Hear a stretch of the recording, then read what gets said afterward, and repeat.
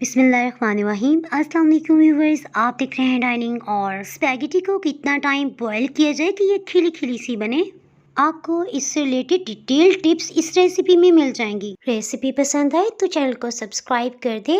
Bell icon को all पे कर देने से आपको वीडियो का नोटिफिकेशन सबसे पहले फ्री में मिल जाएगा। बिस्मिल्लाहिर्रहमानिर्रहीम जी। स्पैगेटी को बॉईल करने के लिए 8 से 9 कप पानी पैन में डाल देते हैं। 2 चाय की चम्मच नमक। पानी को बॉइलिंग पॉइंट पे आने देंगे। इसके बाद स्पैगेटी को डालते हैं। इसमें स्पैगेटी का 500 ग्राम का फुल पैक लिया है और इसे दरमियान से तोड़ लेते हैं। खिली खिली सी स्पैगेटी को कितना टाइम लगता है बॉईल करने में, और इसकी डिटेल टिप्स आपको इस रेसिपी में मिल जाएंगी। स्पैगेटी डालने से पहले पानी बॉइलिंग पॉइंट पे था, लेकिन स्पैगेटी डाल लेने के बाद टेम्परेचर कुछ डाउन हुआ है। लेकिन अहम पॉइंट के थ्रू आउट हीट को हमने मीडियम लो ही रखना है। 8 मिनट्स में स्पैगेटी 90% तक गल चुकी है। स्पैगेटी को छानते हुए पानी को अलग कर लेते हैं। स्पैगेटी छान लेने के बाद 1 लीटर रूम टेम्परेचर का पानी डाल लेते हैं। कुछ देर में जब स्पैगेटी ठंडी हो जाएगी तो 1 से 2 लीटर मजीद पानी डालते हुए हाथों से स्पैगेटी को उल्टा पलटा लेंगे। इससे स्पैगेटी की चिपचिपाहट सब खत्म हो जाएगी। आपने देखा ना, स्पैगेटी को उबालते हमने ऑयल बिल्कुल भी नहीं डाला था। आपने देखा मुनासिब टेम्परेचर और लास्ट में रूम टेम्परेचर का पानी डाल लेने से